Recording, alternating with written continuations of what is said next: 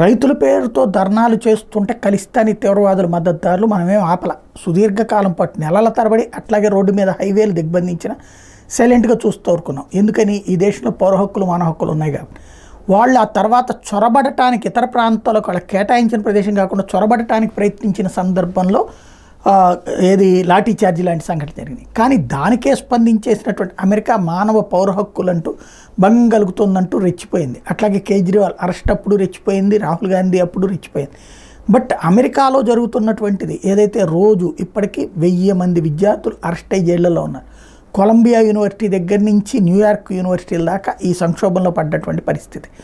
ప్రస్తుతం అక్కడ జరుగుతున్న పరిణామాలలో విద్యార్థులు విక్టిమ్స్ అయిపోతున్నారు. యూదు పిల్లల్ని లోపలికి పోనీయట్లేదు, యూదు లెక్చరర్లను పోనీయట్లేదు, వాళ్ళని దారుణంగా వేధిస్తున్నారు. అంటే వాళ్ళకి రక్షణ కల్పించలేకపోతుంది అమెరికన్ ప్రభుత్వం. అదే సందర్భంలో రెచ్చగొట్టుడు చర్యలు చేసే వాళ్ళకి మాత్రం అండగా నిలబడుతూ ఉన్నటువంటి పరిస్థితి. దీనికి పరిష్కారం ఏదో త్వరలో లభిస్తుందని ఆశిస్తున్నారు.